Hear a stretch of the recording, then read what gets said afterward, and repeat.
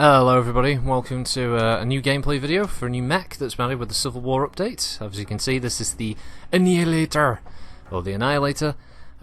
Just looking at the mech lab here, as you can see, the build is unchanged weapon-wise. Did increase the engine size after dumping double heat sinks and endo steel on there, and I increased the armour a little bit. And I think I stuck an extra heatsink in the engine that's a bit bigger, and that was pretty much it. There's not much to change on the Annihilator. It ain't gonna go quick, unless you want to stick like an XL engine in there probably, which is probably worth it from the couple of games I've played, because I had a lot of crashing issues today. Trying to get this footage, this was, you know, the match that I managed to get recording footage of. Do apologise if you are not happy with this. Anyway, the Annihilator. It's a fresh 100-tonner that's been added into MechWarrior Online for the Inner Sphere. It's actually a mech that was built way back when, during the Amaris Civil War. It was designed as the ultimate city defense mech.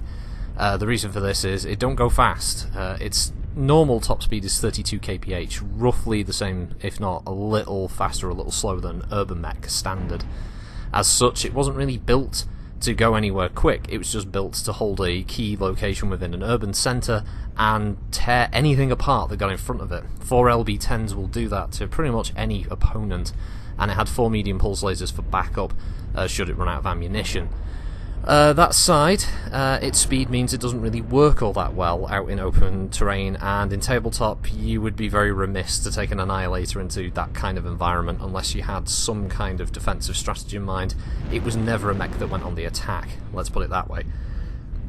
Suffice to say, it actually has more of a link to Wolf Dragoon's mercenary company, as it was mistakenly brought back with them during the Succession Wars period. When Wolf Dragoons first arrived, they assumed that the Inner Sphere would still be pumping out mechs of this quality, and as it turns out they weren't, and it only raised more questions about the origins of Wolf Dragoon's mercenary company. Wolf Dragoons made a couple of errors actually. They brought mechs like the Flea, which also hadn't been seen in the Inner Sphere, and the Champion, which was a Star League era heavy that hadn't really, the variant they brought hadn't been seen in the Inner Sphere for a long time. So the Wolf Dragoons made a bit of an error there with that regards. Suffice to say though, the Annihilator was one of the things that really helped the Wolf Dragoons really stand out amongst its exemplary pilots and its very keen knowledge of Inner Sphere tactics, and using a little bit of clan tech here and there. The Annihilator was put to good use in defensive campaigns that it was contracted for the numerous houses. As such, I painted mine in the Gamma Galaxy colours. They tend to go for a midnight blue with a very minimal white trim. I couldn't quite get a midnight blue, so I don't own one, but I went for a sapphire blue, which seemed dark enough. The match itself, I won't lie, I was bricking it. This was an incursion in a mech that was this slow, and that's why I'm extremely paranoid. In-game, cockpit is extremely high up, great field of view. Downside, it's really fucking tall, which means you are going to be sticking out over quite a lot of terrain. Your head's going to be popping up. Maps like Polar Highlands, I don't know how well this thing is going to fare, especially with all the new crazy weapon meta that's showing up. I mean, on the point of that, the Annihilator is kind of an unexpected addition to the game, considering the time jump. I didn't expect them to add a mech that was a Star League era mech as an assault chassis, although I'm not unhappy about it, because I do really like the Annihilator, and now if they could just bring in the Devastator, I'd be even happier. But it's a damn good mech. I can see the potential in it. Tons of ballistic hardpoints, really nice mounts in the left and right torsos, decent number of energy mounts, and no missiles in the 2A. And you do have some other variants that obviously come with different standard weapons. There's a 4AC-10 variant. The PGI added one that comes with rotary autocannons and stuff like that. That never happened. I believe there might be a UAC version. I can't remember, but there's a few variations on there. But it's more of a variation of a theme. You know, it's all heavy ballistics, tons of ammunition, a decent amount of armor, and this thing hasn't even got maxed out armor. I couldn't max it out without sacrificing either equipment, ammunition, or by basically sticking an engine like an XL, and I wasn't too sure about hitboxes very first drop in the mech and everything. But I felt like in this map it came into its own. It was in amongst a group of buildings, just unfortunately with how slow the mech was, the fight had mostly been and gone, and by that time I got kind of caught out of position. And unfortunately, it didn't end too well for me in that one. But I feel that the potential is there for it to be it's not going to win popularity contest. I don't think it's certainly not going to be an assault mech that's going to get picked over the likes of the Kodiak and even the Atlas and the King Crab.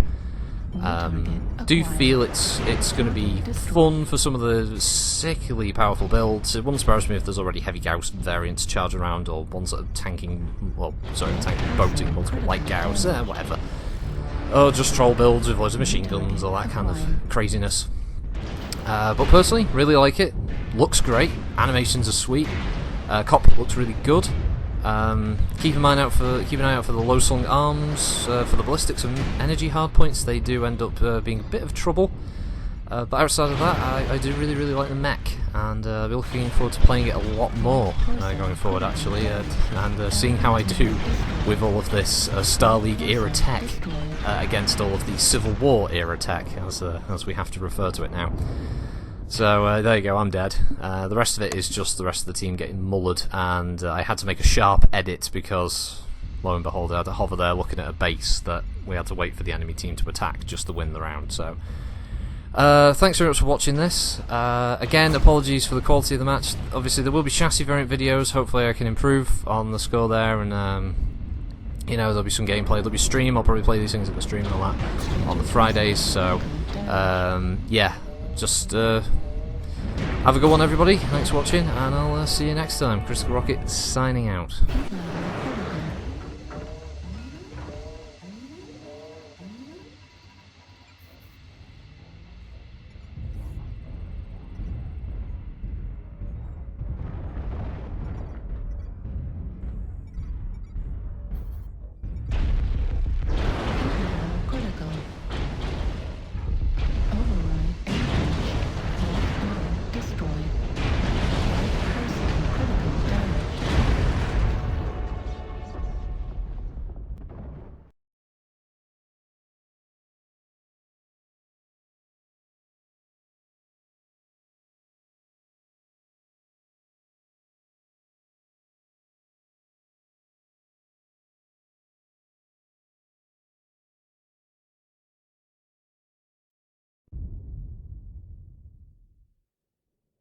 Our base is under attack.